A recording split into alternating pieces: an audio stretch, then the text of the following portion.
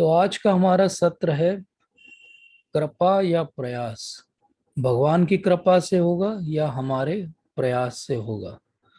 तो आप सभी का विशेष रूप से आज स्वागत है। आज धनतेरस का पावन पर्व है और इस दिन हम भगवान की कथा करें। कार्तिक मास में, दामोदर मास में भगवान की कथा करें और उनकी लीला का चिंतन करें, तो इससे अच्छा हम सब के लिए कुछ और नहीं हो सकता। तो आप और हम सब भाग्यशाली हैं कि हम इस सत्र को सुन पा रहे हैं और ले पा रहे हैं। तो अभी तक के हम पिछले 7-8 सत्रों में ये समझे कि श्रद्धा बहुत महत्वपूर्ण है भक्ति में आगे बढ़ने के लिए। और ऐसी श्रद्धा को आधो श्रद्धा या प्रिलिमिनरी फेथ कहा जाता है। श्रद्धा के बाद आता है साधुओं का संग करना, भगवान के भक्तों का संग करना। और उनके संग में हम सीखते हैं कि भजन क्रिया, एक वैदिक भक्ति कैसे की जाती। फिर हमने देखा था कि अनर्थ रास्ते में आते हैं और अनर्थों की निवृत्ति किस प्रकार से होती है। जब हम ये अनर्थों की निवृत्ति का प्रयास कर रहे हैं और भजन क्रिया का प्रयास कर रहे हैं, तो हमारे सामने दो भाव आ सकते हैं। एक भाव ये आ सकता है कि मैं अपनी भजन क्रिया बहुत अच्छे से करूं और मैं बहुत ही एक्टिव होकर अनर्थों की निवृत्ति करूं, तो मुझे भगवान में निष्ठा, रुचि, आसक्ति, भाव और प्रेम जागृत हो जाएगा। इस प्रकार मैं अपने प्रयास से ऊपर बढ़ूंगा। और दूसरी सोच ये हो सकती है कि भगवान की कृपा आएगी तभी ये सब हो पाना संभव है। तो प्रश्न ये उठता है कि हमारे आध्यात्मिक उन्नति में हमारे प्रयास का क्या काम है और भगवान की कृपा का क्या काम है। क्या प्रयास ज्यादा महत्वपूर्ण है या कृपा ज्यादा महत्वपूर्ण है? किस स्तर पर प्रयास ज्यादा महत्वपूर्ण है और किस स्तर पर कृपा ज्यादा महत्वपूर्ण है, इसी को हम विस्तार से आज समझेंगे। तो प्रश्न है कि एफर्ट्स ज्यादा इम्पोर्टेंट है कि मर्सी या भगवान की कृपा ज्यादा इम्पोर्टेंट। अब इसको समझने के लिए हमको दो सेक्शन से इस बात को समझना पड़ेगा। एक, एक्चुअली प्रयास क्या होता है, वास्तव में कृपा क्या होती है। और फिर हम समझें कि इन दोनों में से ज्यादा महत्वपूर्ण हमारे लिए क्या है। दोनों महत्वपूर्ण है, एक ही महत्वपूर्ण है, किस पे हम ज्यादा बल दें, इसको हम समझेंगे। तो पहली बात तो ये क्लियर कर लीजिए कि बहुत सारे लोग कहते हैं कि हम भगवान की कृपा की जो है प्रतीक्षा कर रहे हैं। किसी दिन भगवान हमें जब प्रेरणा देंगे तो हम भक्ति में लगेंगे। कई बार कहते हैं लोग कि बुलावा ही नहीं आया भगवान का, जब बुलावा आएगा तो हम वृंदावन जाएंगे। तो ऐसा किसी भी दिन नहीं होगा कि हमारे मोबाइल पे एक दिन ऐसा फोन आएगा, गॉड इज कॉलिंग यू, और आप जो है एक्सेप्ट करोगे, बोलोगे हेलो, तो उधर से आवाज सुनाई देगी, मैं कृष्ण बोल रहा हूँ और मेरा कहना यह है कि मैंने आपके लिए रिजर्वेशन करा दिया है, तो आप इस ट्रेन में बैठ के इस तारीख पे वृंदावन पहुंच जाइए। क्या ऐसा फोन किसी के पास आएगा? तो लोगों का ये कहना कि हम वेट कर रहे हैं, जिस दिन भगवान का बुलावा आएगा उस दिन हम भगवान के पास जाएंगे, जिस दिन बुलावा आएगा उस दिन मंदिर जाएंगे। तो ये क्या है? ये केवल हमारे आलस्य का दूसरा नाम है। तो हम इस बात को सबसे पहले स्पष्ट कर लें कि ये आलसी होने की निशानी है, ये कहना कि जिस दिन भगवान बुलाएंगे तो ऐसा होगा, जिस दिन भगवान की कृपा होगी तो मैं भक्ति में आगे प्रगति करूंगा, जिस दिन कृपा होगी तो मैं एक माला अभी कर रहा हूँ, आधी अधूरी कर रहा हूँ, कभी कभी कर रहा हूँ, वो एकदम से 16 हो जाएगी जब भगवान की कृपा मेरे ऊपर बरसेगी। तो ये समझ लीजिए कि ऐसा कभी भी नहीं होगा। किसी भी दिन भगवान का फोन नहीं आएगा, किसी भी दिन हमारे घर की घंटी नहीं बजेगी और भगवान आ जाएंगे, बोले चलो आज से तुम मंगल आरती करना आरंभ कर दो, आज से तुम 16 माला करने लगो। तो भगवान कभी भी ऐसा नहीं कहेंगे। तो कितनी भगवान की कृपा, गुरु महाराज की कृपा और कितना हमारा प्रयास, इसको हम आज समझेंगे। तो ये प्रश्न ऐसा नहीं कि केवल हमारे मन में आता है, ये प्रश्न जितने भी आध्यात्मिक पथ हैं, जितने भी रिलीजन्स हैं, धर्म हैं, उन सब में ये प्रश्न बहुत प्रोमिनेंट है। और इतना ज्यादा प्रोमिनेंट है कि ज्यादातर धर्मों में दो अलग अलग सेक्शन ही बने हुए हैं। एक कहता है कि भगवान बहुत जजमेंटल है, मतलब हमारे हर प्रयास को देखते हैं, जज करते हैं, फिर डिसाइड करते हैं। और एक ग्रुप जो है वो ये कहता है कि नहीं नहीं, भगवान तो बहुत दयालु हैं, कृपालु हैं और वो हमेशा हमारी सहायता करने में तत्पर रहते हैं, कृपा करने के लिए तत्पर रहते हैं। पर ये बात भी सभी धर्मों में ऑलमोस्ट समझी जा चुकी है कि बिना कृपा के तो हम संभव ही नहीं है कि भगवान तक जा सके, क्योंकि हमारी खुद की योग्यता हम सब जानते हैं। स्पेशली जो अब हम भक्ति योग में आते हैं और भक्ति करना आरंभ करते हैं, तो हमारे बहुत सारे अनर्थ जो हमें भक्ति में आने के पहले नॉर्मल जीवन का हिस्सा लगते थे, वो अब क्या लगने लगते हैं कि नहीं, ये तो जीवन के लिए बहुत बड़ी बाधा है, भक्ति के लिए बहुत बड़ी बाधा है। तो ये जैसे जैसे हम समझते जाते हैं, हमारे अंदर की जो भी अनर्थ की प्रवृत्ति है उसको समझते हैं, वैसे वैसे हम ये समझ जाते हैं कि अनर्थ की प्रवृत्ति केवल हमारे प्रयास से नहीं खत्म होगी, भगवान की कृपा भी हमें लगेगी। इसीलिए क्रिश्चियनिटी में वो कहते हैं कि it does not therefore depend on human desire और effort but on God's mercy. तो बाइबल के अंदर ये रोमन्स 9:16 में बहुत स्पेसिफिक वो कहते हैं कि आपकी इच्छा एफर्ट से नहीं है, भगवान की कृपा पे निर्भर करता है।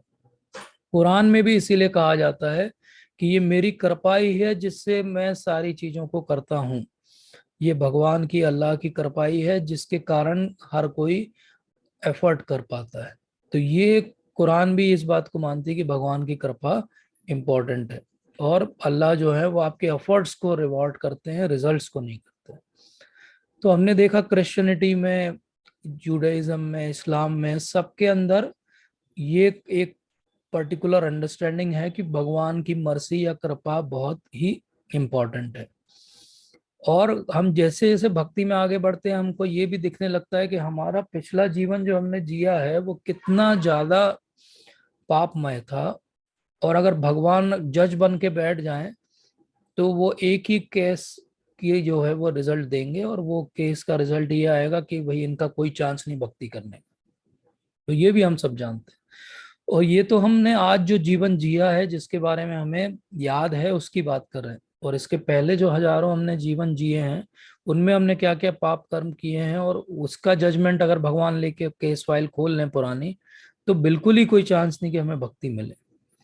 इसलिए ये अगली बात समझनी कि भगवान को जज के रूप में देखना, और ये सोचना कि एक दिन कोई जजमेंट का डे आएगा, कयामत का दिन आएगा, और भगवान उस दिन जज कर देंगे कि हमेशा के लिए कुछ लोग स्वर्ग में चले जाएंगे और हमेशा के लिए कुछ लोग नर्क में चले जाएंगे। तो ये जजमेंट का डे जो है ये बड़ा डिफिकल्ट है कॉन्सेप्ट, क्योंकि अगर भगवान कृपालु हैं तो वो कभी भी ऐसा नहीं करेंगे कि वो एक को हमेशा के लिए नर्क में भेज दें और एक को हमेशा के लिए स्वर्ग में भेज दें। हमेशा कृपालु अगर भगवान है तो वो क्या करेंगे, हमें रेक्टिफिकेशन या सुधार करने का कोई ना कोई एक मौका अवश्य देंगे।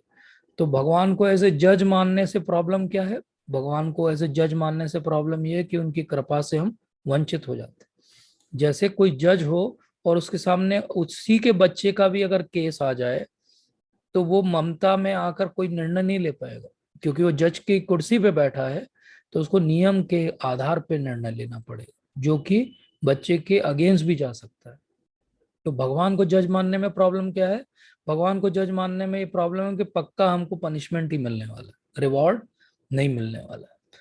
तो इसीलिए भागवतम में, भगवत गीता में और हिंदुइज्म में भगवान को जज नहीं माना जाता। भगवान भगवत गीता में एक बहुत ही इंपॉर्टेंट श्लोक बोलते हैं 4थे अध्याय में कि ये यथा माम प्रपद्यन्ते ताम तथैव भजाम्यहम्। तो ये सुनने में ऊपर ऊपर से लग सकता है कि ये कोई जज जैसा कार्य कर रहे हैं, कि जो जैसा मेरे पास आएगा उसके साथ में वैसा रेसिप्रोकेशन करता हूं। लेकिन यहाँ इंपॉर्टेंट ये नहीं है कि वो रेसिप्रोकेटिव है, वो रिस्पॉन्सिव है। ज्यादा इंपॉर्टेंट ये है कि हम उनके साथ कैसे बिहेव करते हैं, ये बहुत इंपॉर्टेंट है। तो भगवान की कृपा में कमी है क्या? नहीं, भगवान की कृपा में कमी नहीं है। ये यथामाम प्रपद्यन्ते, हमारे वहां तक जाने में कमी है। हम किस भाव से भगवान के पास जा रहे हैं उसमें कमी है, भगवान की कृपा में कोई कमी नहीं है। इसीलिए श्रीमद् भगवत गीता का ये 9.29 श्लोक बहुत इंपॉर्टेंट, कोई पढ़ेगा? कोई प्रभु जी पढ़ना चाहेंगे? एनीवन? जी हरे कृष्णा प्रभु जी, हरे धन्यवाद, कृष्ण प्रणाम। प्रभु जी, पढ़िए प्रभु जी। समेहं सर्वभूतेषु नामे दोषोऽस्ति न प्रियः, ये भजन्ति तु मां भक्त्या मयि ते तेषु चाप्यहम्। थैंक यू प्रभु जी। और कोई माता जी पढ़ना चाहेंगे? हरे कृष्ण प्रभु जी। हरे कृष्ण माता जी, दंडवत प्रणाम। पढ़िए। दंडवत प्रणाम आपको भी। समोहम सर्वभूतेषु नामे देशो अस्ति न प्रियः ये भजन्ति तु मां भक्त्या मयि ते तेषु चाप्यहम्। थैंक यू माता जी। चलिए तो मैं पढ़ता हूँ। समोहम सर्वभूतेषु न मे द्वेषस्ति न प्रिया ये भजन्ति तु माम भक्त्या मयि ते तेषु चाप्यहम। तो भगवान कहते हैं कि समोहम सर्वभूतेषु, मैं सबके साथ कैसा हूँ? सम हूँ। न मे द्वेषस्ति न प्रिया, ना कोई मेरे लिए द्वेषी व्यक्ति है, ना मेरे लिए कोई प्रिय व्यक्ति है। तो ये तो हो गई श्लोक की पहली लाइन, जहां पे भगवान ने कह दिया कि वो इम्पार्शियल है। ये कैसे समझे हम कि भगवान इम्पार्शियल है? तो आप देखो अपने आसपास, ऑक्सीजन भगवान सबको दे रहे हैं। बेसिक जीवन जीने के लिए जो जो आवश्यकताएं हैं भगवान सबको दे रहे हैं। इसीलिए भगवान समोहम सर्वभूतेषु है। एक छोटी सी चींटी है, उसको भी पर्याप्त भोजन मिल रहा है जो उसके लिए आवश्यक है। और एक बहुत बड़ा सा अफ्रीकन एलिफेंट है, उसके लिए भी भगवान रोज उसके भोजन का इंतजाम जंगल में भी कर देते हैं। तो इसलिए भगवान क्या है? समोहम सर्वभूतेषु। भगवान ऑक्सीजन सबको दे देते हैं। वही ऑक्सीजन जो कोरोना में जब लोगों को 6 घंटे के लाखों रुपए देने पड़ रहे थे, वही ऑक्सीजन जीवन भर भगवान ने फ्री में दी और कभी हमें बिल नहीं भेजा। तो इसलिए भगवान की कृपा सबके ऊपर है। ना वो किसी से द्वेष करते, ना प्रिय है वो किसी का। प्रॉब्लम हमारे साथ है। हम जब भगवान से द्वेष करते हैं तो भगवान ने कह दिया 4th चैप्टर में कि ये यथा माम प्रपद्यन्ते, आप द्वेष करोगे तो मैं द्वेष करूंगा, आप प्रिय बनोगे तो मैं प्रिय बनूंगा। फिर उसमें एक कैटेगरी उन्होंने बताई कि ये तो कृपा मैंने सबको दे दी, लेकिन कुछ मेरे स्पेशल लोग भी हैं, उनको मैं स्पेशल कृपा देता हूँ। और ये स्पेशल कृपा क्या है? ये भजंती तू माम भक्त्या मयि ते तेषु चाप्यहम्। जो मुझे भजते हैं उनके लिए मैं स्पेशल अपना कंसिडरेशन रखता हूँ। जैसे प्रभुपाद इसमें उदाहरण देते हैं कि कोई माता पिता हो, उनके 4 बालक हों, उसमें से एक बालक बहुत आज्ञाकारी हो, हर बात माता पिता की मानता हो, कहना सुनता हो और उनके आधार पर चलता हो, तो ऐसा बालक क्या होगा? ऐसा बालक विशेष रूप से माता पिता का प्रिय बन जाएगा, वो उनका प्रियजन हो जाएगा। ऑल्दो सब उन्हीं से जन्मे हैं, लेकिन वो बालक विशेष रूप से उनको प्रिय होगा। तो इसी प्रकार से भगवान के लिए भी जब हम भगवान के प्रति भक्ति रखते हैं तो वो स्पेशल कंसिडरेशन से हमें स्पेशल कृपा देते हैं। अब ये स्पेशल कृपा भी फिर 2 तरह की होती है। ये भगवान की जो स्पेशल कृपा है, ध्यान से समझिए, ये भी 2 तरह की होती है। कुछ कृपा ऐसी होती है जो बिना मांगे बिना पूछे भगवान हमको दे देते हैं, और कुछ कृपा ऐसी होती है जिसके लिए हमें भगवान से मांगना, पूछना या उनके लिए कुछ व्यवहार करना पड़ता है, तब वो हमें देते हैं। तो जब हम भक्ति में आते हैं तो बहुत सारी वस्तुएं भगवान ने हमारे बिना पूछे दे दी। जैसे भगवत गीता का ज्ञान, भागवतम का ज्ञान, गुरु महाराज, शास्त्रों, बाकी सारे बहुत अच्छे वैष्णवों का संग, ये तो हमें बिना पूछे भगवान ने दे दी। लेकिन कुछ चीजें हम जब मांगेंगे तब वो देंगे। जैसे भगवान के प्रति प्रेम, भगवान के प्रति निष्ठा, ये जब हम उस स्तर पे आएंगे और उस बात के अधिकारी बनेंगे तब हमें मिलेगी। तो पूरी बात किस चीज की है? अधिकार की है। अधिकार को साधारण लेवल से हम समझ सकते हैं कि आपको कहाँ पे एंट्रेंस मिलता है, क्या चीज आपके लिए अलाउड है, क्या चीज अलाउड नहीं। तो जो साधारण व्यक्ति है उनके लिए ऑक्सीजन, खाना पीना ये अलाउड है। जो उससे ज्यादा भक्त हैं उनके लिए भक्तों का संग, भक्ति का ज्ञान अलाउड है। और उससे ज्यादा जो है उनके लिए उससे ज्यादा भी भक्ति की पराकाष्ठा, भगवान के साथ आदान प्रदान, ये भी भगवान की कृपा है। तो 9.29 से हमको समझना चाहिए कि भगवान की भक्ति अलग अलग स्तर की होती है और भगवान की कृपा भी उसी के रेसिप्रोकेशन में अलग अलग स्तर की होती है। इसीलिए भगवान 10:10 में बोलते हैं, तेषाम सतत युक्तानाम बचताम प्रीति पूर्वकम ददामी बुद्धि योगम तम ये न माम उपयांति थे। तो भगवान क्या दे रहे हैं? ददामी बुद्धि योगम तम, बुद्धि का योग देंगे भगवान। लेकिन किसको देंगे? सबको नहीं देंगे। तेषाम सतत युक्तानाम भजताम प्रीति पूर्वकम, ये कृपा किसको मिलेगी? जो सतत रूप से भगवान का भजन करेगा, सतत रूप से भगवान को याद करेगा। लेकिन कैसे याद? तो सतत रूप से कंस भी कर रहा था। प्रीति पूर्वकम, जो प्रीति पूर्वक भगवान को सतत याद करेगा उसको भगवान बुद्धि योग देंगे। ऐसा योग देंगे उससे क्या होगा, वो भगवान के पास आ सकता है। तो ये दोनों श्लोक से मैं फिर आपको ध्यान दिलाना चाहता हूं कि ये दोनों श्लोक से 9.29, जिसमें भगवान ने बोला कि कृपा के अलग अलग स्तर होते हैं, और 10.10 जिसमें फिर भगवान ने बोला कि स्पेसिफिक लोगों को ही मैं दूंगा। लेकिन ये भगवान का एक्चुअली पार्शलिटी नहीं है, भगवान जो है पक्षपात नहीं कर रहे हैं। भगवान क्या कर रहे हैं, आप जैसा उनके साथ जा रहे हो वैसा वो आपके साथ व्यवहार कर रहे हैं। तो जो सतत रूप से भगवान को भजेगा उसको भगवान बुद्धि योग का ज्ञान देंगे, योग अर्थात भगवान से जुड़ने की कला। और जो नहीं करेगा ऐसा, उसको ये वाला ज्ञान, स्पेसिफिक कॉन्फिडेंशियल नॉलेज वो नहीं देंगे, लेकिन उसके जीवन यापन की सारी व्यवस्था वो कर देंगे। तो जो हमें मिलता है भगवान की कृपा के रूप में और जो नहीं मिलता है, वो एक्चुअली हमारी इच्छा से गवर्न होता है। भगवान का सिस्टम तो ऑलरेडी सेट है। इसको ऐसे भी समझ सकते हैं कि बारिश सब जगह हो रही है और किसी एक व्यक्ति के पास एक पात्र है, तो बारिश का पानी उसमें अगर उसे एकत्र करना है तो क्या क्या करना पड़ेगा। या तो उसे अपने पात्र को खाली करना पड़ेगा, अगर पात्र पहले से भरा हुआ है तो उसमें कोई नई वस्तु नहीं आएगी। दूसरा, उसे क्या करना पड़ेगा, खाली भी है पात्र और अगर उल्टा करके रख दे तो फिर कुछ उसमें आएगा क्या, नहीं आएगा। तो इसीलिए प्रीति पूर्वकम होना चाहिए। सतत युक्ता नाम का अर्थ क्या हुआ कि आपका पात्र खाली होना चाहिए, और प्रीति पूर्वकम का अर्थ हो गया कि सीधा होना चाहिए। अगर उल्टा है आपका पात्र तो फिर भी खाली होते हुए भी उसमें कुछ नहीं भरेगा। तो भगवान बुद्धि योग सबको देना चाहते हैं, लेकिन हम अधिकारी या पात्र नहीं है, क्योंकि हमारी इच्छा अभी क्लीन नहीं हुई। तो भगवान की कृपा कैसी है, भगवान की कृपा तो अनपैरेलल है। और जो भी भक्त है उसको ये रियलाइज हो जाता है, जैसे ध्रुव महाराज हैं तो उनको ये रियलाइज हो जाता है कि भगवान की कृपा है जिसके कारण वो भगवान की स्तुति कर पा रहे हैं। प्रहलाद महाराज को रियलाइज हो जाता है कि भगवान की कृपा ही है कि जब उन्होंने कह दिया कि इस स्तंभ में भी भगवान है, तो भगवान वहां उस रूप में प्रकट हो गए। तो ये भगवान की कृपा ही है। लेकिन इसको कौन रियलाइज कर पाता है, इसको कौन रियलाइज कर पाता है, उसको वो रियलाइज कर पाता है जो कि भगवान का भक्ति का अधिकारी हो। तो कंक्लूजन हमारी कृपा के डिस्कशन का क्या है कि भगवान की कृपा से हमें भक्ति मिलती है।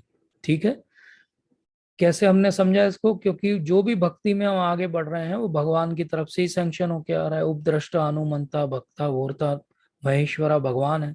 लेकिन साथ में क्या है, भगवान की कृपा के पहले भी दो चीजें हैं जिनको भूलना नहीं चाहिए। भगवान की कृपा सब पे क्यों नहीं आ रही है, भगवान की कृपा सब पे दो कारणों से नहीं आ रही। या तो उनको भगवत कृपा नहीं मिली है, भगवत कृपा अर्थात शुद्ध वैष्णवों का संग और उनकी कृपा, या वो कृपा भी मिल गई तो उनकी भजन क्रिया अभी उस स्तर की नहीं है कि उनपे भगवान की कृपा की बारिश हो या वो उसको होल्ड कर पाए।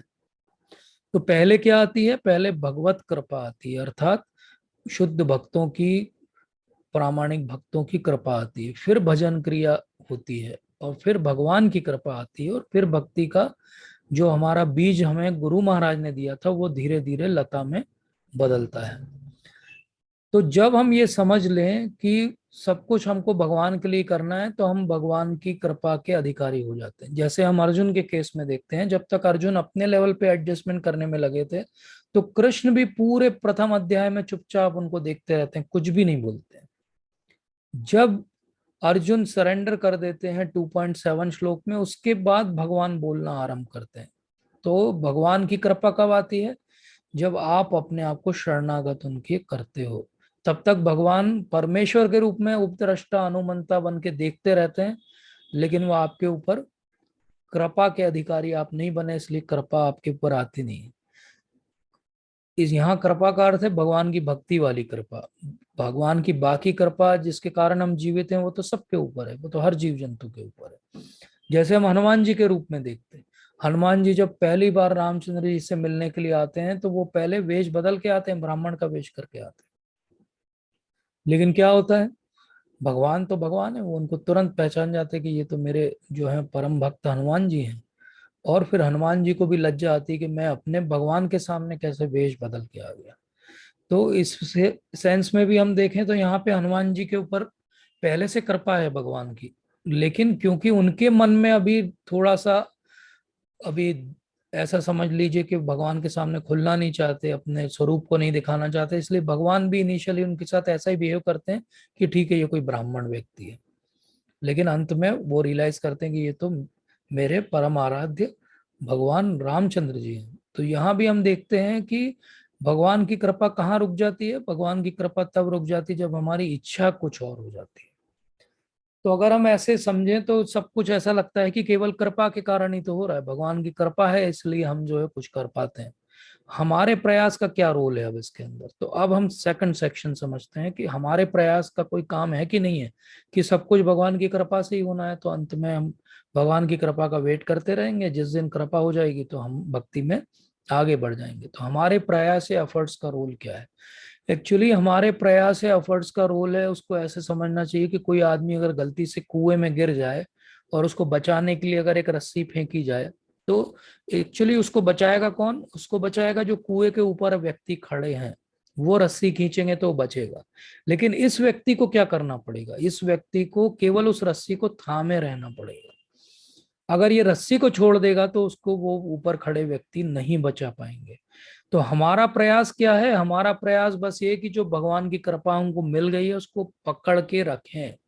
कई बार भक्तों के संग में जब द्वेष होता है, परेशानियां आती हैं, मैनेजमेंट इश्यूज होते हैं, तो हमें कई बार लगने लगता है कि अरे ये तो संग खराब है, मुझे शुद्ध भक्तों का संग मिलता तो कितना अच्छा होता, कोई लड़ाई नहीं होती, मेरी बात मानी जाती। तो यहाँ पे क्या हो रहा है, हमने वो भगवान की कृपा की रस्सी जो मिली थी गुरु महाराज के कारण वो छोड़ दी है। अब वो रस्सी ऊपर खींचती जाएगी लेकिन हम ऊपर नहीं खींचेंगे। तो हमारा प्रयास क्या होना चाहिए? हमारा प्रयास का रोल इतना ही कि इस रस्सी को ना छोड़ें। हमारा प्रयास एक और कारण से भी होना चाहिए। जैसे हमने पिछले सत्र में 18.66 श्लोक डिस्कस किया था, तो हमने देखा था कि भगवान क्या कह रहे हैं कि सर्वधर्मान परित्यज्य माम एकाम शरणम व्रज अहम त्वं सर्व पापेभ्यो मोक्षयिष्यामि मा शुचा। लेकिन पहला सेक्शन क्या है? सर्वधर्मान परित्यज्य, सारे धर्मों का त्याग करने का प्रयास हमको करना पड़ेगा। तो भगवान की कृपा कितनी महान है इसको समझने के लिए भी हमको प्रयास करना पड़ेगा, नहीं तो हम बहुत जल्दी इस कृपा को छोड़ देंगे, साधारण समझ लेंगे और भक्तों के संग और भजन क्रिया से बाहर निकल जाएंगे। इसलिए हमारे प्रयास का क्या काम है? हमारे प्रयास का काम है भगवान की कृपा को थामे रहने के लिए पात्र के रूप में, अधिकार के रूप में हमें अपना प्रयास करना पड़ेगा। हमारे प्रयास का क्या काम है? हमारे प्रयास का काम है भगवान की कृपा को समझने के लिए हमें प्रयास करना पड़ेगा। तो ये कृपा और प्रयास क्या है? एक्चुअली कृपा प्रयास ये है कि भगवान की इतनी सारी जो कृपा होगी ना हमारे ऊपर, वो लोन चढ़ गया हमारे ऊपर। तो हम जब प्रयास करते हैं तो एक तरह का हमारा जेस्चर है भगवान से कि मैं पूरा तो लोन कभी नहीं भर पाऊंगा आपका, लेकिन मैं थोड़ा पूर्ण होना चाहता हूं, तो मैं थोड़ा सा आपके लिए भी कुछ प्रयास कर देता हूँ। ये प्रयास अलग अलग रूप में हो सकता है। भक्तों का संग करने में भी प्रयास लगता है, ग्रंथों का अध्ययन करने में भी प्रयास लगता है। ये प्रयास हो सकता है कि आसपास अच्छा माहौल ना हो तो भी भक्ति करते रहना भी एक प्रयास है। ये प्रयास इस रूप में भी हो सकता है कि हमें भक्ति का प्रचार करना है, बाकी लोगों को बताना है, ये भी एक प्रयास है। तो ये सारे प्रयास क्यों कर पाएंगे हम? क्योंकि भगवान की कृपा है। लेकिन प्रयास करते रहेंगे तभी ये कृपा का कॉन्ड्यूट या रास्ता जो है वो खुला रहेगा। और कितनी कृपा हमारे ऊपर बरसेगी वो निर्भर करेगा कि हम कितने बड़े अधिकारी बनते हैं, और अधिकार हमारा प्रयास से आएगा। इसलिए प्रयास और कृपा दोनों बहुत हम महत्वपूर्ण है। और यहाँ कृपा जब हम बात करें तो केवल कृपा भगवान की नहीं है। भगवान के पहले हमने डिस्कस कर लिया कि वैष्णवों की कृपा, गुरु महाराज की कृपा, बाकी भक्तों की कृपा भी इक्वली महत्वपूर्ण है भक्ति में आगे बढ़ने के लिए, और अल्टीमेटली हमारा जो एम है, गोल है, वहां तक पहुंचने के लिए। अगर हम वो नहीं करेंगे तो हम भक्ति में आगे नहीं बढ़ पाएंगे। अब परेशानी क्या होती है? इस सब में कृपा और प्रयास दोनों में एक बहुत बड़ा जो ऑब्स्टेकल, रुकावट बन के आता है, वो है हमारा अहंकार। ये अहंकार क्या है? ये अहंकार ये है कि देखो मेरे को कृपा मिल गई है भगवान की, ये देखो सामने इतने लोग घूम रहे हैं, इनमें से किसी को भी भगवान की कृपा नहीं मिली। ये देखो मुझे कृपा मिल गई है भगवान की, गुरु महाराज की, देखो इनका तो अभी तक इनिशिएशन भी नहीं हुआ। ये क्या हुआ? ये आपको कृपा जरूर मिली है, लेकिन इस कृपा ने एक्चुअली आपका अहंकार को बढ़ा दिया। ऐसे ही कई बार हमको ये अहंकार हो सकता है कि ये जो कृपा मिल रही है ना, ये मेरे प्रयास के कारण है। तो मेरा जो रिकॉग्निशन है वो क्यों हो रहा है? क्योंकि मैं प्रयास कर रहा हूँ, क्योंकि मैं प्रचार कर रहा हूँ, क्योंकि मैं बुक डिस्ट्रीब्यूशन कर रहा हूँ, क्योंकि मैं बहुत अच्छे से आश्रय ग्रुप चला रहा हूँ, क्योंकि मैं भक्ति वृक्ष चला रहा हूँ।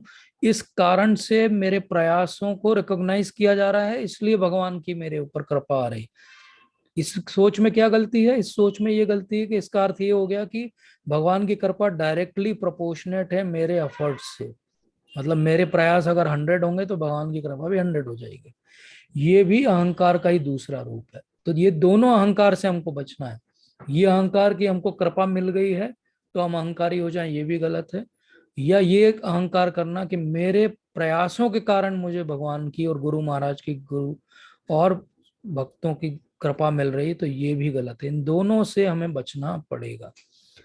तो फाइनली हमने समझ लिया प्रयास क्या है और उस प्रयास का क्या महत्वपूर्ण काम है। हमने ये समझ लिया कि कृपा क्या है और कैसे आती है और क्यों रुक जाती है। अब हम समझें लास्ट में कि क्या महत्वपूर्ण है, कृपा महत्वपूर्ण है कि प्रयास महत्वपूर्ण है।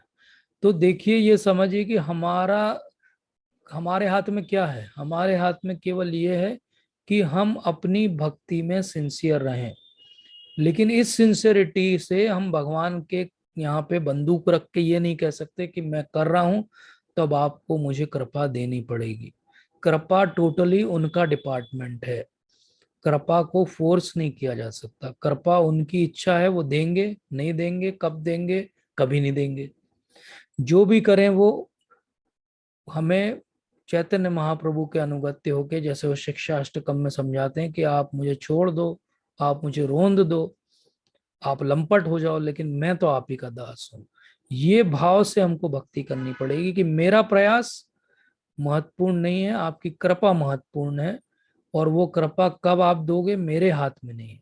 इसीलिए प्रभुपाद ने बोला कि आप ऐसा नहीं कर सकते कि आप 100 माला रोज करने लगो तो भगवान को विवश होके आपको जो है प्रेम देना पड़ेगा। बिल्कुल नहीं। कोई गारंटी नहीं, कोई रीजन नहीं, कोई कारण नहीं है कि आप 100 माला करो और आप भगवान को विवश कर दो कि अरे इसको तो अब प्रेम देना ही पड़ेगा। बिल्कुल, he is not obliged. There is no reason why he should give. It is his free will. कृपा उनकी शक्ति है। वो देंगे तो देंगे, नहीं देंगे तो नहीं देंगे। बट इससे हमको बहुत आलसी होके भी नहीं बैठना, जैसे पहली स्लाइड में हमने समझा था। तो हमको बैठ के ये भी नहीं सोचना एक दिन कृपा बरसेगी तब हम भक्त बनेंगे। नहीं, हमको उस तरह से भगवान की प्रार्थना करनी है। हमारे सारे एक्शन से हमको उनको दिखाना पड़ेगा कि हम पूरी तरीके से कृपा के अधिकारी हैं। भगवान अब आप जब कृपा कर दो तब करना, इस जन्म में कर दो, अगले 100 जन्म में कर दो, 100th बिलियन लाइफ के बाद कर दो, जब करना है आपको कर दो। लेकिन मैं तो आज से आपकी कृपा का आकांक्षी हूँ और मैं अपनी तरफ से पूरा प्रयास कर रहा हूँ और प्रार्थना कर रहा हूँ आपसे कि आपको जब कृपा करना कर देना। मैं आपको कंपेल भी नहीं कर रहा, मैं आपको फोर्स भी नहीं कर रहा कि आप मुझे कृपा करो। श्रील भक्ति सिद्धांत सरस्वती ठाकुर महाराज जिनको सिंह गुरु कहा जाता है, और श्रील प्रभुपाद जो इस्कॉन के फाउंडर आचार्य हैं, उनके गुरु महाराज हैं, वो बहुत अच्छी बात बताते हैं। इसको मैं उनकी भाषा में पढ़ता हूँ और फिर मैं समझाता हूँ। Unless we extend our best efforts earnestly and qualify ourselves for the lord's mercy, that is next to impossible that we can be rescued from our fallen condition. तो भक्ति सिद्धांत सरस्वती ठाकुर महाराज कहते हैं कि जब तक हम अपने प्रयास की पराकाष्ठा नहीं कर देंगे तब तक हम अपने आप को क्वालिफाई नहीं कर पाएंगे भगवान की कृपा पाने के लिए। ये क्वालिफिकेशन मतलब वही बात जो हम अधिकार की बात करें। तो ये लाइन बहुत पैराडॉक्सिकल लाइन लगती है सुनने में कि how somebody can qualify himself for mercy. क्योंकि मर्सी मतलब कृपा मतलब है अहेतु की है। अगर मर्सी कृपा अहेतु की है तो आप उसके लिए क्वालिफाइंग एग्जाम कैसे दे सकते हो, या आप अपने आप को क्वालिफाई कैसे कर सकते हो? तो फिर भक्ति सिद्धांत सरस्वती ठाकुर महाराज ने ऐसा स्टेटमेंट क्यों दिया? ऐसा स्टेटमेंट इसलिए दिया कि हमको अपने प्रयास में 1% भी पीछे नहीं हटना है। क्योंकि पहला जो रूल लगेगा वो ये यथामाम प्रपद्यन्ते लगेगा। तो भगवान पहले हमारे एफर्ट्स देखेंगे और उसको रेसिप्रोकेट करेंगे। इसलिए कृपा के अधिकारी बनने के लिए हमको अपना प्रयास 100% करना पड़ेगा।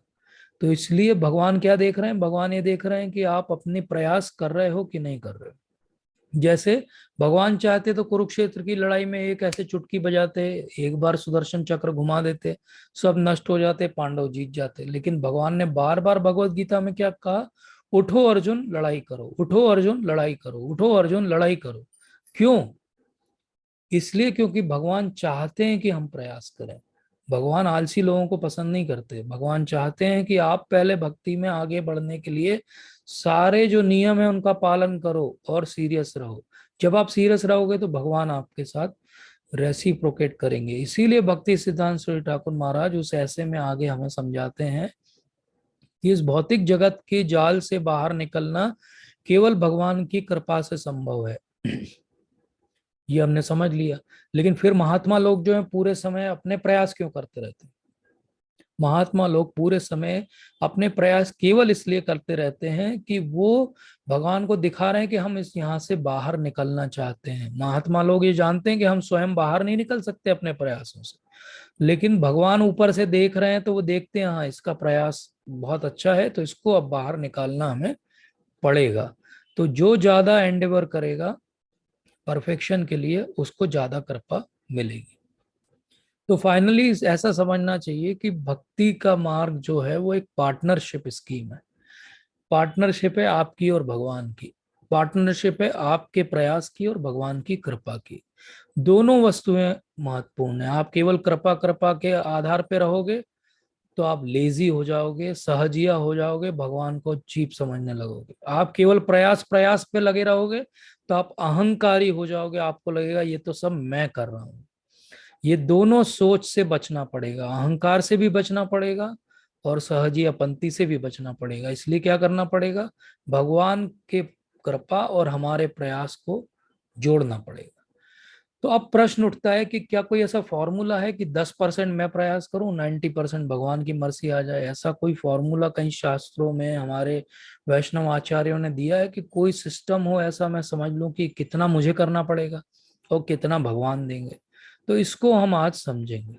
और ये फॉर्मूला है दामोदर लीला के अंदर। तो वैसे तो आप सबको दामोदर लीला पता ही है। आप में से कोई बताना चाहेगा शॉर्ट में क्या है दामोदर लीला? एनीवन?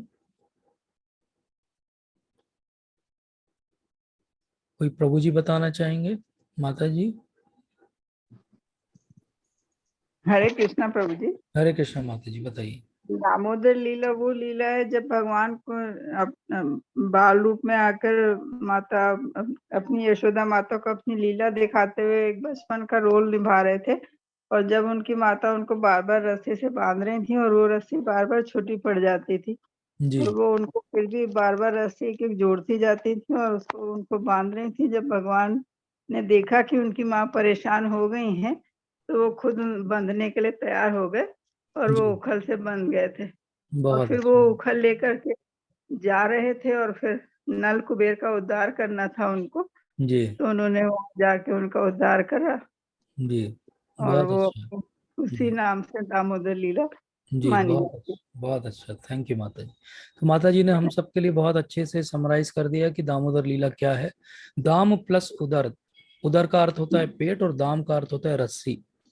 तो ये दामोदर लीला कार्तिक मास में हुई थी, दिवाली के दिन हुई थी, और इसीलिए कार्तिक मास को दामोदर मास भी कहा जाता है। तो नॉर्मली भगवान की जो लीला होती है, जैसे गोवर्धन धारण की लीला भी आने वाली है, तो हम एक दिन मनाते हैं। लेकिन भगवान की ये लीला बहुत ही विशेष है कि पूरे महीने हम भगवान की इस लीला को याद करते हैं। पूरे कार्तिक मास में भगवान को दीपदान करते हैं इसी एक लीला की चर्चा करते हुए। तो ऐसा क्या है इस दामोदर की लीला में कि बाकी लीला के लिए एक दिन है और दामोदर की लीला के लिए पूरा एक मास है?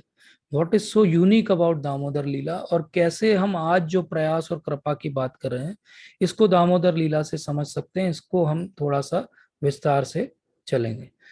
तो भगवान भगवत गीता में कहते हैं कि जितनी भी सारी ऐश्वर्य वैभव अपने आसपास देखते हो वो क्या है? तेजो अंश संभव। अर्थात मेरे एक छोटे से तेज का अंश से ही वो सब संभव हो जाते हैं। तो भगवान बहुत महान है। हम उनकी महानता को समझ ही नहीं सकते। उनकी लिमिट ही नहीं है महानता की, और उनके ऐश्वर्य की भी कोई लिमिट नहीं है। क्योंकि वो छोटी सी चिंगारी से जो है पूरे इस सृष्टि की रचना कर सकते हैं, सृष्टि का पालन कर सकते हैं, और यहाँ पे ऐसी विभिन्न जो है वो वस्तुएं बना सकते हैं जो हमेशा अपना हमारा ध्यान अब उस तरफ आकर्षित करती रहती है। तो इसीलिए भगवान कहते हैं कि जो भी सुंदर तुम्हें दिखाई दे अपने आसपास, उस सब को क्या समझो कि ये भगवान के छोटे से तेज के अंश से ही संभव हो गया है। तो भगवान का जो ऐश्वर्य है, वैभव है, उसके 6 मेन एस्पेक्ट हैं। ऐश्वर्य से समग्रस्य वीरस्य यशस्श्रिय ज्ञान वैराग्य चैवं शटम भक्त इति गण। इसका अर्थ क्या है? ये विष्णु पुराण का श्लोक है जहाँ पे पाराशर मुनि जो वेद व्यास जी के पिताश्री हैं वो कह रहे हैं कि भगवान का अर्थ होता है ये 6 चीजें होनी चाहिए। भग प्लस वान। भग मतलब ऐश्वर्य, वान मतलब जिसके पास हो। तो ये 6 ऐश्वर्य जिसके पास सुप्रीमली पूरी अल्टीमेट पराकाष्ठा में हो, उसको हम बोलेंगे भगवान। और ये 6 ऐश्वर्य क्या है? ये वेल्थ है पहला, स्ट्रेंथ है, फेम है, ब्यूटी है, नॉलेज है, और रिनंसिएशन। अर्थात संसार का जितना कुछ भी है हम सब जानते हैं कि जो भौतिक जगत है वो तो बहुत छोटा सा हिस्सा है। ये एक पाद विभूति कहा जाता है। 3/4 जो भगवान की एनर्जी है वो उनकी स्पिरिचुअल वहां पर है, लोक में है। तो भगवान सब वेल्थ के जो हैं वो अधिकारी हैं। भगवान के पास सारा बल है। भगवान से ज्यादा प्रसिद्ध कोई भी नहीं है पूरी दुनिया में। भगवान से ज्यादा सुंदर कोई नहीं है। भगवान से ज्यादा ज्ञान किसी के पास नहीं है। और इस सब के होते हुए भी ये सब एक क्षण में जो त्याग दे, ऐसा वैराग्य भी किसी और के पास नहीं है। तो भगवान को इसीलिए क्या कहा जाता है? भगवान को कहा जाता है एते च अंश कला पुंसा कृष्णस्तु भगवान से। तो कृष्ण ही वो भगवान है जो ये सारे कलाओं के अधिकारी हैं। तो ऐश्वर्य, वीर, यश, श्री, ज्ञान और वैराग्य, ये 6 चीजें अल्टीमेट 100% किसी में है तो वो भगवान श्री कृष्ण में स्वयं है, और किसी में भी नहीं है। इसको क्यों मैं समझा रहा हूं यहाँ पर? क्योंकि इसके बाद जब लीला आएगी तो पहले हम भगवान के तत्व को समझ लें कि भगवान का तत्व बहुत ही महान है। भगवान का तत्व की महानता जब समझेंगे तो भगवान की लीला की महानता में समझ में आएगी। नहीं तो क्या लगेगा? लगेगा कि हाँ ठीक है, मैं भी बचपन में मस्ती करता था तो माँ मुझे भी पकड़ के मारती थी, तो मैं रोता था तो कभी कभी मुझे पकड़ के बांध भी देती थी। तो ठीक है, ऐसा तो मेरे साथ भी हुआ था, ऐसा भगवान के साथ भी हुआ, कोई बड़ी बात नहीं है। नहीं, ये किसके साथ हो रहा है?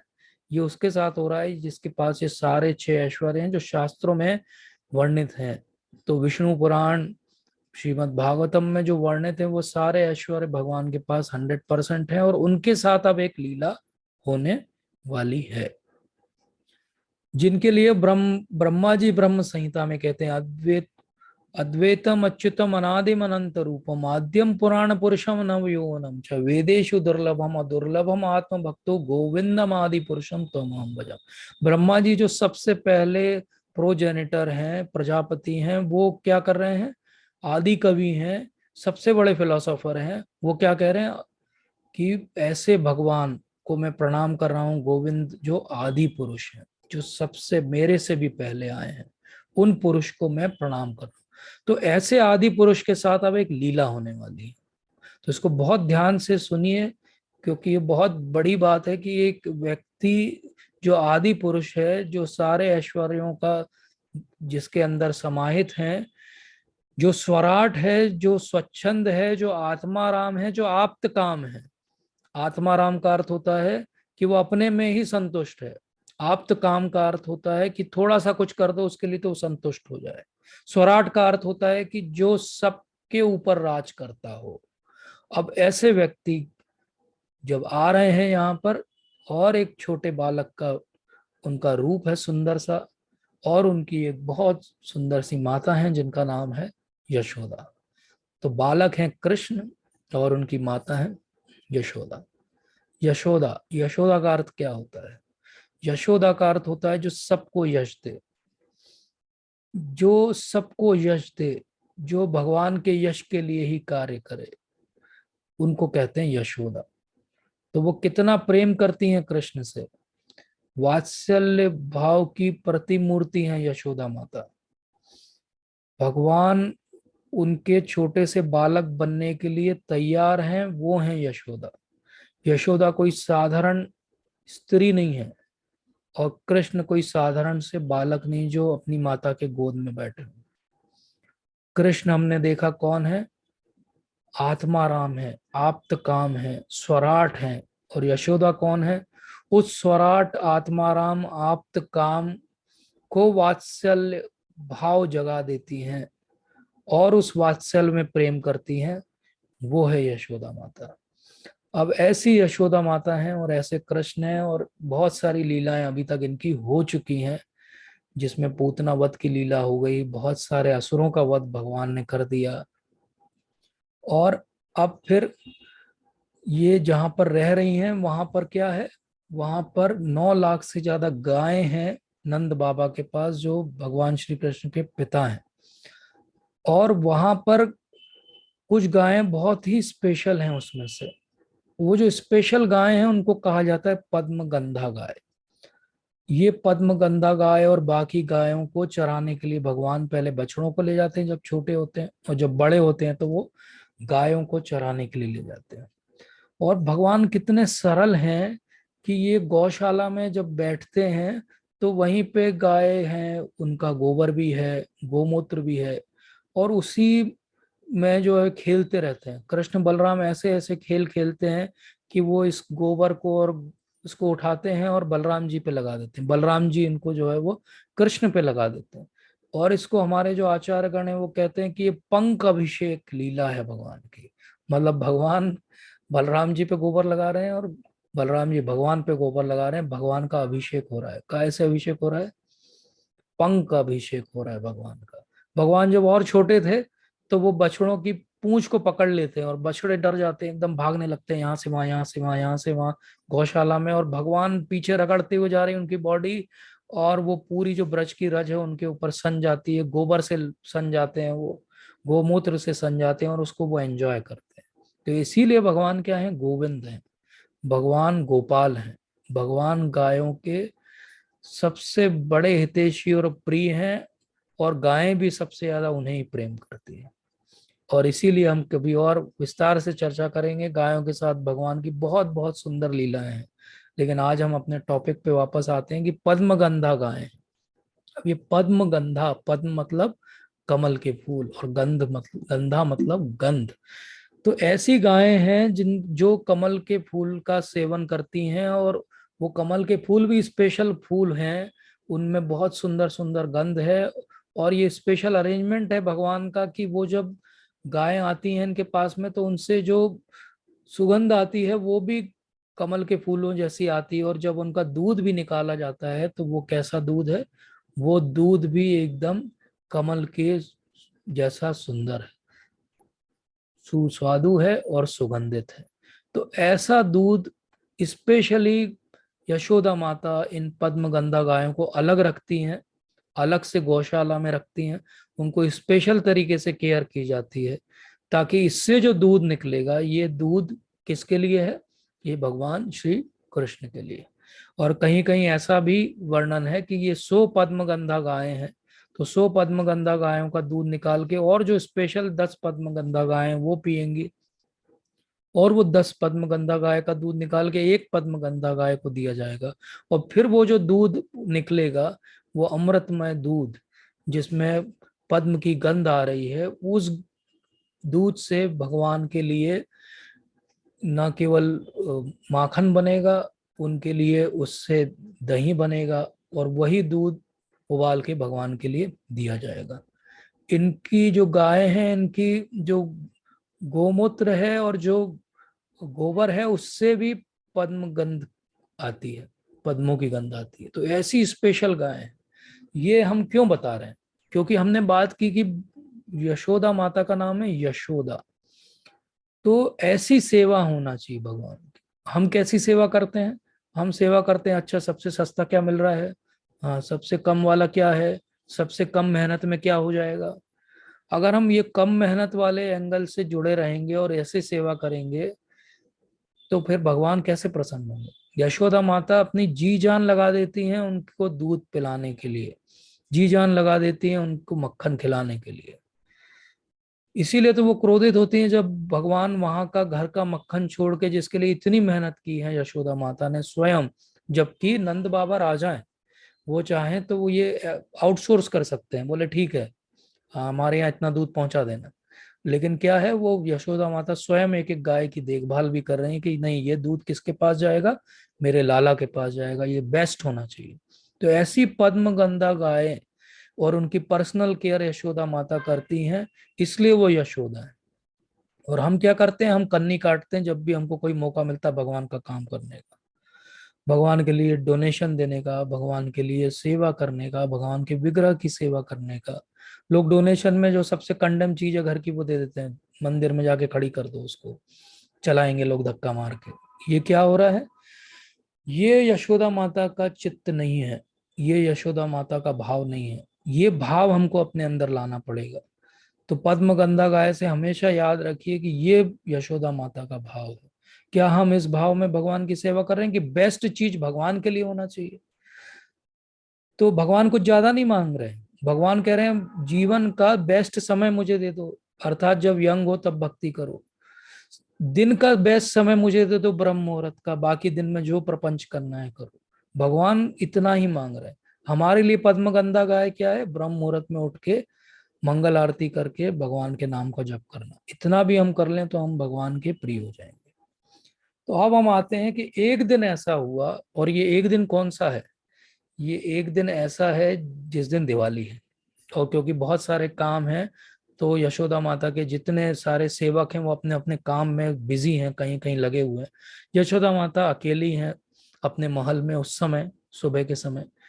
और ये किसने लिखा, ये दामोदर अष्टकम लिखा है श्री सत्यव्रत मुनि में। अब ये सत्यव्रत मुनि कब थे, सत्यव्रत मुनि तो सतयुग में थे। इमेजिन करिए, सतयुग में सत्यव्रत मुनि अपने ध्यान में बैठे हैं और उनको क्या दिख रहा है, उनको दिख रहा है कि द्वापर युग के अंत के समय में एक दामोदर की लीला होने वाली है, यशोदा माता और भगवान कृष्ण की। और उसका वर्णन कर देते हैं वो। कब कर देते हैं, अभी तो इतने सारे बीच में युग बचे हैं, इतने हजारों करोड़ों साल बचे हैं, लेकिन वो तभी इसका वर्णन कर देते हैं कि ऐसी लीला भगवान करेंगे। और ये तब से जो है वो लिखी हुई है शास्त्रों के अंदर। इमेजिन करिए कि भगवान तो अभी आए नहीं है और भगवान की बाल्य लीला का इतना सुंदर वर्णन कोई कर दे। तो ऐसा कौन कर सकता है, सत्यव्रत मुनि कर सकते हैं, क्योंकि ये स्पेशल भगवान की कृपा है। तो सत्यव्रत मुनि का प्रयास क्या है, सत्यव्रत मुनि का प्रयास है कि मुझे भगवान पे ध्यान करना है। और भगवान की कृपा क्या है, भगवान की कृपा ये है कि जो हजारों साल के बाद भगवान की लीला होगी वो सत्यव्रत मुनि को वहां दिख रही है, वो उस पर जूम करके देख सकते हैं। और यही लीला भागवतम के अंदर सुखदेव गोस्वामी भी समझाएंगे हमें 9 चैप्टर में। और वहां पे भी वो ऐसे ही करेंगे। भगवान की अनगिनत लीलाएं, कितना वो बताएंगे 7 दिन में परीक्षित महाराज को। तो वो क्या करते हैं, जो जो इम्पोर्टेंट है उसको जूम जूम करके दिखा देते हैं कि ये देखो ये पूरा है, इसमें मैं जूम करके ये आपको लीला दिखा देता हूँ। तो ऐसे ही ये दोनों ने जूम करके हमको एक लीला दिखाई, वो है भगवान की दामोदर लीला। तो एक बार भगवान ऐसे आराम से अपने बिस्तर पे सो रहे हैं, और जब वो सो रहे हैं आराम से, तो एकदम सुबह सुबह उनकी नींद जो है वो खुलती है। अब नॉर्मली क्या होता है, सुबह सुबह भगवान जब उठते हैं तो यशोदा माता स्वयं उनको उठाने के लिए आती है, और वो पलट के करवट लेके दूसरी तरफ सो जाते हैं, बोले उठो लाला उठो, तो वो दूसरी तरफ करवट लेके सो जाते हैं। फिर उठाते हैं उनको, उठो उठो उठो, वो फिर इधर करवट लेके सो जाते हैं। बड़ी मुश्किल से वो सुबह सुबह उठते हैं। लेकिन आज के दिन क्या हुआ कि किसी ने उनको उठाया ही नहीं, टाइम बीत रहा है, और सुबह सुबह उनको भूख लगने लगी। जब भूख लगती है तो नींद खुल जाती है, तो भगवान की भी नींद खुल गई। अब भगवान छोटे से हैं, बिस्तर पे सो रहे हैं, एकदम से उनकी आंख खुलती है, और आंख खुलती है तो देखते हैं यशोदा माता यहाँ भी नहीं है, यशोदा माता वहां भी नहीं। तो जैसे बच्चे के साथ होता है, एकदम से अगर उसकी नींद खुलती है और उसको पेरेंट्स अपने आसपास नहीं दिखते तो वो रुआंसा सा हो जाता है, रोने लगता है। अब ये डिस्क्रिप्शन आता है कि भगवान छोटे हैं, बिस्तर जो है वो ऊंचा है, वो धीरे धीरे सरक के आते हैं, सीधे तो वो जंप करके उतर नहीं सकते, तो पकड़ के धीरे धीरे करके नीचे उतरते हैं। नीचे उतरते हैं तो उस कमरे में आसपास नजर दौड़ाते हैं, देखते हैं कहाँ है कहाँ है। तो यशोदा माता नहीं दिखती है, लेकिन उनको एक आवाज सुनाई देती है, यशोदा माता के कंगन के खनकने की आवाज। उस आवाज को सुनते सुनते वो समझ जाते कि कुछ तो बाहर काम चल रहा है, तो वो पहुंचते वहां पे, वो पहुंचते वहां तो क्या देखते हैं, वो देखते हैं कि यशोदा माता जो है वो दही बना को मथ के उससे माखन निकाल रही है, और वो साथ साथ में भगवान की जो अभी तक लीला हो चुकी है उनका वर्णन भी कर रही हैं। और वो जो मथनी है, वो मथनी से जो आवाज हो रही है वो ऐसी आवाज है, जीव गोस्वामी बताते हैं, जैसे कोई मृदंग बज रहा हो। और ये जो मथनी मथ रही हैं, साथ में उन्होंने कंगन पहने हुए हैं, तो वो कंगन बज रहे हैं, तो ऐसा लग रहा है जैसे कोई करताल बजा रहा हो। तो पूरा संकीर्तन जो है भगवान का चल रहा है। और इस संकीर्तन को चलते चलते वो पूरे ध्यान में मग्न है कि वो अपने लाला के लिए पद्मगंधा गाय का बहुत सुंदर माखन निकालेंगी, और इस माखन को जब उनको खिलाएंगी तो लाला मेरा कहीं और जाके चोरी नहीं करेगा, तो बार बार शिकायत जो आती वो आना बंद हो जाएगी। लेकिन जैसे ही भगवान देखते हैं कि ये सब कार्यक्रम चल रहा है, उनको भूख लगी है, और इसी समय मत्ते मत्ते यशोदा माता इतने भाव में आ जाती है कि उनके स्तनों से स्वतः ही जो है वो दुग्ध निकलने लगता है। उसी समय वहां पर भगवान आते हैं और देखते हैं कि ये क्या चल रहा है। वो अपने तरफ अटेंशन लेने के लिए आवाज करते हैं, रोते हैं, लेकिन यशोदा माता अपने ध्यान में मग्न है। तो वो क्या करते हैं, जाके वो जो मथनी है उसकी उसको पकड़ लेते हैं, डंडी को, और एकदम से यशोदा माता का ध्यान टूटता है कि ये क्या हो गया, चलना क्यों बंद हो गया, आवाज क्यों बंद हो गई। जैसे ही वो खोलती है तो देखते हैं कि लाला जो है वो उसको पकड़ के खड़े हुए हैं और उनकी तरफ घूर के देख रहे हैं। तो समझ जाती हैं कि ये जो है थोड़ा सा क्रोधित है, तो तुरंत उनको अपनी गोदी में स्तनपान कराने लगती है। तो भगवान संतुष्ट हो जाते हैं, स्तनपान करने लगते हैं। तो यहाँ पे देखिए कि हमने भगवान के लिए एक विशेषण का उपयोग किया था कि भगवान आत्मा राम है। आत्मा राम का अर्थ है वो अपने आप में संतुष्ट रहते हैं। लेकिन यहाँ वो क्या दिखा रहे हैं, यहाँ वो दिखा रहे हैं कि भाई मैं संतुष्ट नहीं हूँ, मुझे भगवान के रूप में संतुष्ट नहीं रहना है, मुझे तो छोटे से लाला के रूप में अपनी माता का स्तनपान करना है, मैं इसमें ज्यादा जो है आनंद का अनुभव करता हूँ। तो भगवान ने पहला क्या चीज छोड़ दिया, भगवान ने पहला अपना विशेषण छोड़ दिया कि मैं आत्मा राम नहीं हूँ। मैं क्या हूँ, मैं तो भूखा हूँ दूध का, मुझे तो दूध चाहिए।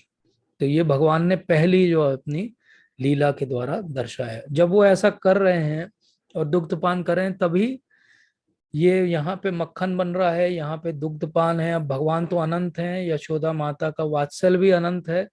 तो वो जो दूध उबल रहा है, उफन रहा है, जो भगवान का धाम है, वहां पे हर वस्तु जो है वो चित वस्तु है, हर एक की थिंकिंग है, हर एक की सेवा की भावना है। तो वो दूध सोचता है कि अब ये अगर दुग्धपान कर लेंगे तो फिर ये माखन खा लेंगे और फिर उसके बाद भोजन कर लेंगे, तो मेरा दूध कब काम आएगा। तो बोले एक काम करता हूँ, मेरा तो आज कोई काम होने वाला नहीं है, तो मैं इस अग्नि में अपने आप को डाल के सुसाइड कर लेता हूँ। तो वो दूध उफनता है और अग्नि में गिरने लगता है।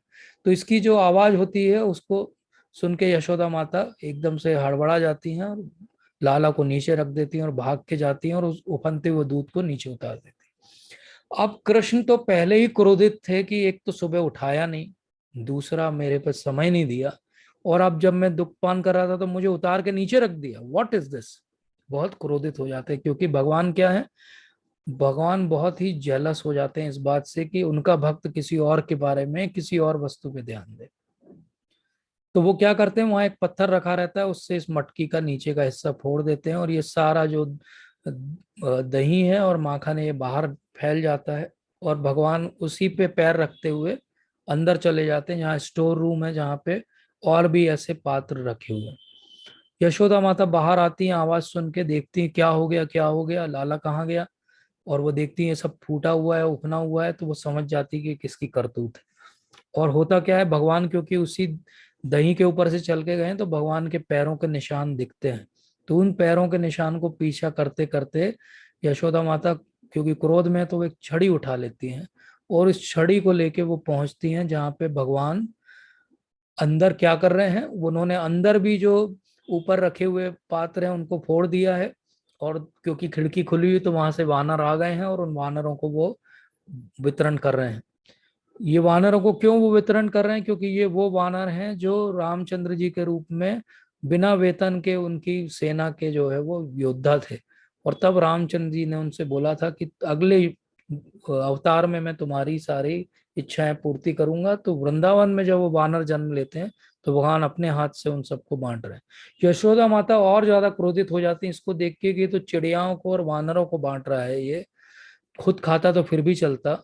तो उनको क्या करती है, वो रंगे हाथों पकड़ लेती है, कॉट रेड हैंडेड।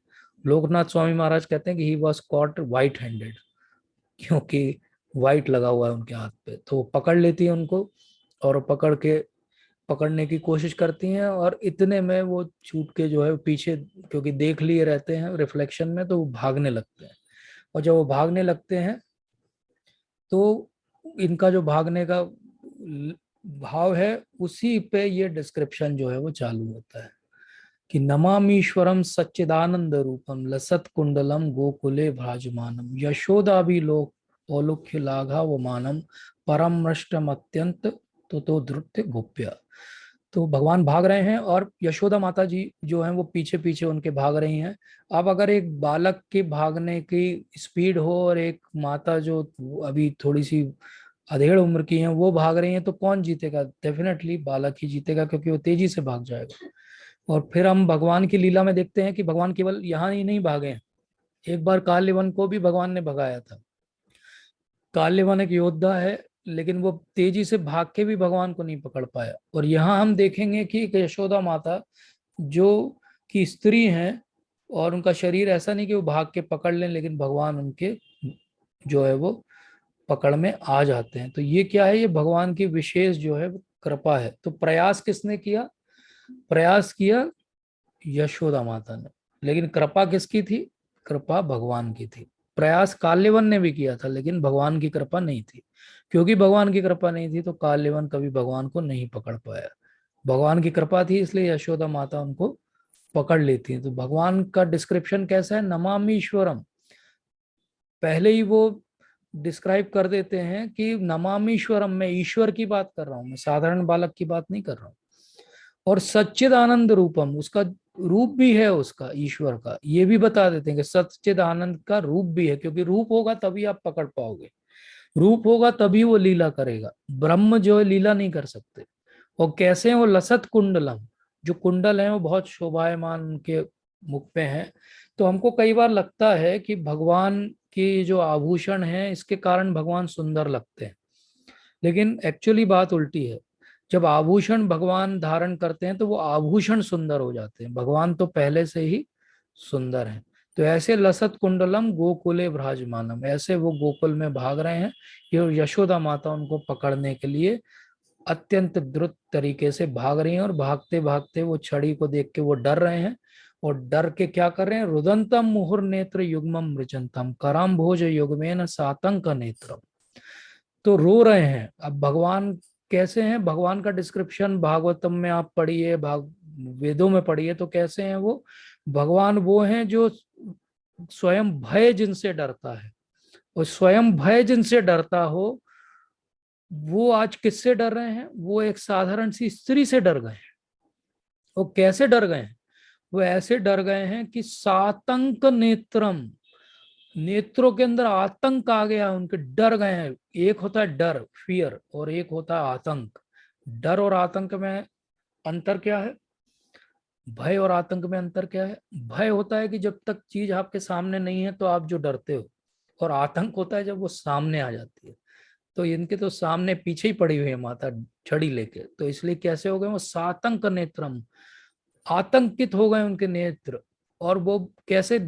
गहरी गहरी सांस ले रहे हैं, मुहु श्वास कंप, गहरी गहरी सांस ले रहे हैं। जैसे बच्चा दौड़ता है, डरता है, रोता है, तो साथ साथ में सब चीज हो रही है। रो रहे हैं, आंखों से अश्रु भी बह रहे हैं। अब ये किन आंखों से अश्रु बह रहे हैं और कौन सी आंखों में आतंक आ गया है? कौन ये है गहरी गहरी सांस ले रहा है? ये वो व्यक्ति है जो आत्माराम है, जो आप्त काम है, जो अभय है। वो क्या है? आज ब्रेथलेस है। यशोदा माता किसको पकड़ने जा रही हैं? जिसको बड़े बड़े योगी अपने ध्यान में हजारों साल में नहीं पकड़ पाते। भगवान आप्त काम है, थोड़ी सी बात से संतुष्ट हो जाते हैं, लेकिन आज वो असंतुष्ट हैं क्योंकि उनको ठीक से दुग्धपान नहीं मिला है। तो भगवान ने पहले आत्माराम का विशेषण छोड़ा अपना, फिर आप्त काम होने का विशेषण भी छोड़ दिया कि मैं आप्त काम नहीं हूं, मुझे तो और दुग्ध पान करना है यशोदा माता। भगवान सबको अभय प्रदान करने वाले हैं, हम जाते हैं भगवान के पास अभय लेने के लिए, और आज क्या है, वो स्वयं भयभीत होके भाग रहे हैं। वो भगवान जो सांस लेते हैं तो संसार बनता है, जब वो एक्सेल करते हैं, और सांस अंदर लेते हैं तो पूरी सृष्टि नष्ट हो जाती है। वो गहरी गहरी सांस ले रहे हैं आतंकित होकर, डर के मारे कि मेरी माता मुझे छड़ी से मारेगी। तो जब यशोदा माता ये देखती है कि ये छड़ी के कारण बहुत आतंकित हो गया है, तो वो छड़ी को छोड़ देती है। और अब ये लड़ाई चल रही है कि यशोदा माता का प्रयास और भगवान की कृपा होगी, वो पकड़ पाएंगी उनको कि नहीं। तो ये बात चालू होती है सुबह से, हमने देखा था, और भगवान पकड़े जाते हैं शाम को। तो सुबह से शाम तक क्या हो रहा था, वो पीछे दौड़ रही हैं, वो भाग रहे हैं, वो पीछे दौड़ रही हैं, भाग रहे हैं। क्यों ऐसा हो रहा था? क्योंकि भगवान की 16 मेन जो है शक्तियां होती, और ये 16 शक्तियों की मीटिंग चल रही है। भगवान कह रहे हैं उनसे कि आप लोग निर्णय ले लो कि मुझे पकड़वाना है कि नहीं पकड़वाना है। तो ये 16 की 16 जो है मीटिंग चल रही है, एक बहुत बड़ी मीटिंग सुबह से शुरू हुई है। सारी 16 शक्तियां एक टेबल के आसपास बैठ गई हैं, और श्री शक्ति, भू शक्ति, लीला शक्ति, कांति, कृति, तुष्टि, गी, पुष्टि, सत्या, सब शक्तियां बोल रही, अरे ऐसा कैसे हो सकता है कि भगवान को कोई पकड़ ले। अगर भगवान को कोई पकड़ लेगा तो भगवान को हम बोलते हैं कि वो स्वयंभू हैं, स्वराट हैं, वो सब नष्ट नहीं हो जाएगा? भगवान जो कहते हैं कि मैं सबको तुष्टि पुष्टि देता हूं, वो नष्ट नहीं हो जाएगा? भगवान जिनको परम सत्य बोला जाता है, जिनको कोई नहीं समझ सकता, वो नष्ट नहीं हो जाएगा? कैसे भगवान को हम पकड़ लेने दें? तो ये मीटिंग होते होते चलते चलते शाम का समय हो जाता है, और शाम का समय हो जाता है तो भगवान की जो अनुग्रह की, जो कृपा की शक्ति है, वो कृपा की शक्ति बोलती नहीं है, भगवान को तो आज पकड़वाना ही पड़ेगा, क्योंकि यशोदा माता बहुत प्रयास कर रही है, उनका अथक प्रयास है, तो उसके सामने भगवान को पकड़वाना ही पड़ेगा। और ये वीटो पावर हो जाता है, क्योंकि भगवान की सबसे महान शक्ति है भगवान की कृपा की शक्ति। और भगवान की कृपा की 16वीं शक्ति बोल दी थी बाकी 15 शक्ति से कि आप अपना अपना निर्णय ले लो, लेकिन मेरा निर्णय है कि भगवान को पकड़वाना पड़ेगा। जब भगवान पूछते हैं क्या हुआ भैया, फाइनल डिसीजन क्या हुआ, पकड़वाना है कि नहीं, मैं भाग रहा हूं इतनी देर से, तो कृपा शक्ति बोलती नहीं, आप तो कोई चारा नहीं है, आपको बंधना ही पड़ेगा, कोई चारा नहीं है, क्यों पढ़ना पड़ेगा। इति दृक् स्वलीलाभिरानंद कुंडे स्वघोषम निमज्जन्तम आख्यापयन्त तदीयेषु तज्ञेषु भक्तेर्जितत्वम पुनः प्रेम तत्संशता वृत्ति वंदे। तो भक्ति की जीत होगी, कृपा की जीत होगी, भक्ति जीतेगी, कृपा जीतेगी, और भगवान को बंधना ही पड़ेगा। चाहे वो योगियों से नहीं बनते होंगे, चाहे वो ध्यानी ज्ञानी लोगों से नहीं बनते होंगे, लेकिन एक भक्त से तो भगवान को बंधना ही पड़ेगा। इसी को भागवतम में समझाया जाता है कि जो नई रस्सी है, अब यशोदा माता बांधने का प्रयास कर रही है, लेकिन हर बार जब वो बांधती है तो वो रस्सी 2 अंगुल जो है वो छोटी पड़ जाती है। अब ये 2 अंगुल क्यों छोटी पड़ जाती है? वो नई नई रस्सियां ला रही हैं, 9 लाख गायों की रस्सियां खुल गई हैं, सारी गोपियां आके घेर के खड़ी हो गई हैं। सारी गोपियां उनसे क्या कह रही, अरे इसके भाग्य में आज बंधना नहीं होगा, छोड़ दो इसको, किसी और दिन बांध देना, वैसे ही बेचारा डरा हुआ है, रो रहा है। बोले अरे तुम ही लोग तो आके जो है वो इसकी कंप्लेन करती हो, आज मैं बांध रही हूँ तो तुम ही लोग इसकी साइड ले रहे हो, चलो चलो तुम लोग जाओ यहाँ से। तो ऐसा भक्ति में भी कई बार होगा कि जब हम भक्ति कर रहे हैं और भगवान को अपने अंतर मन में बांधना चाहेंगे, तो हमारे आसपास बहुत सारे लोग रहेंगे जो कहेंगे नहीं नहीं ये संभव नहीं है, मत करो, भक्ति बहुत कठिन कार्य है, नहीं हो पाएगा, ये रहने दो, छोड़ दो, इतने साल से कर रहे हो, कोई बदलाव हुआ क्या? कुछ भी तो नहीं हुआ, छोड़ दो। तो ऐसे जजमेंट हमें बहुत सारे लोगों से सुनने को मिलेंगे, लेकिन हमको क्या करना है? हमको अपना प्रयास जारी रखना है, जैसे कि यशोदा माता ने अपना प्रयास जारी रखा। और जब यशोदा माता ने प्रयास जारी रखा तो क्या हुआ? अंत में भगवान, एक स्पेसिफिक श्लोक आता है भागवतम के अंदर जहां वो कहते हैं कि स्वबंध, भगवान स्वबंध से बंध गए। तो प्रश्न ये उठता है, बांध तो यशोदा माता रही है, तो श्लोक में ये क्यों लिख दिया स्वबंध से बंध गए? ये बोलना चाहिए था यशोदा माता ने रस्सी से बांध दिया। तो उसको हमारे आचार्यगण समझाते हैं कि नहीं, यशोदा माता ने रस्सी से जरूर बांधा, लेकिन परमिशन और सारी प्रोसेस किसने की? भगवान की शक्तियों ने की, उन्होंने अलाउ किया। नहीं तो भगवान के उदर में तो सारी सृष्टि का वास है, उनको कोई बांध सकता है? वो तो अनंत है। लेकिन फिर भी भगवान बंध गए, स्वयं की इच्छा से बंध गए। यही भगवान की कृपा है। इसीलिए हमें भगवान से कुछ मांगना हो तो क्या मांगना चाहिए? वरम देव मोक्षम न मोक्षावधिन व न चान्यम वर्णेयम वरेशादपि। तो मुझे मोक्ष भी नहीं चाहिए, मोक्ष की कामना भी नहीं चाहिए, मुझे कुछ और भी नहीं चाहिए। मुझे इतना चाहिए, जो सामने भगवान का सुंदर सा रूप दिख रहा है, जहाँ वो बंधे हुए हैं, ऐसे गोपाल बाल के रूप में सदा मेरे मन में जो है वो धारण में उन्हें करे रहूं। यही मुझे चाहिए। तो एक भक्त की इच्छा क्या है?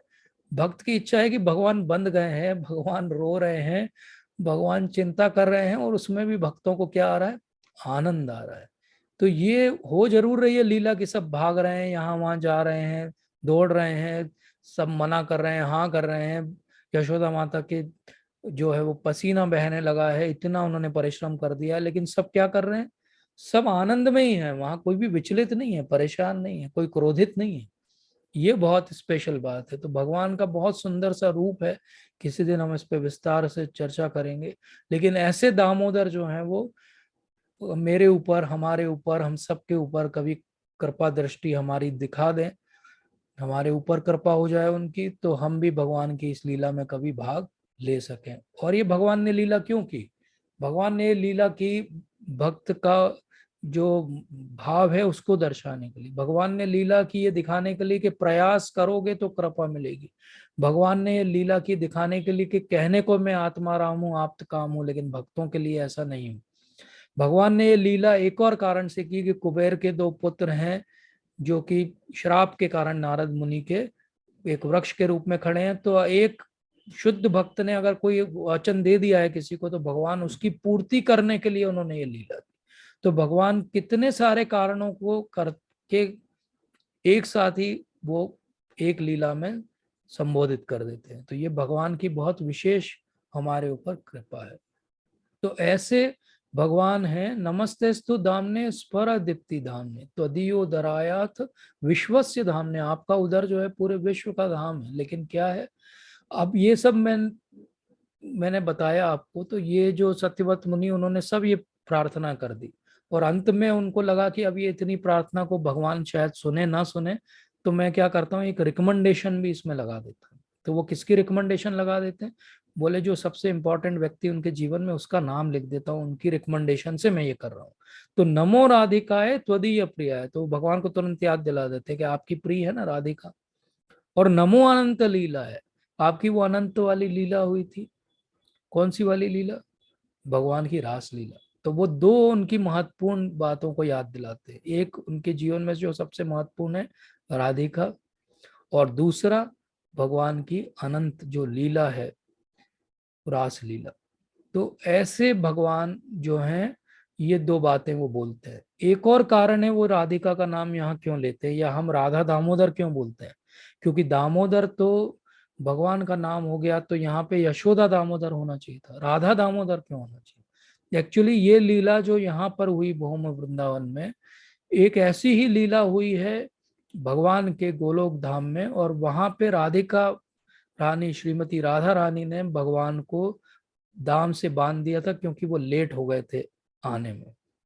वो फिर वो कारण बताते हैं कि मैं क्यों लेट हो गया, I am sorry for that. तो फिर राधा रानी उनको छोड़ देती है। तो ये लीला दाम उदर की दो बार हुई है। एक बार दामोदर की लीला जिसको हम सब जानते हैं, और एक बहुत कॉन्फिडेंशियल लीला जो राधा रानी के साथ हुई। इसलिए राधा दामोदर, इसलिए नमो राधिकाए त्वदीय प्रियाय।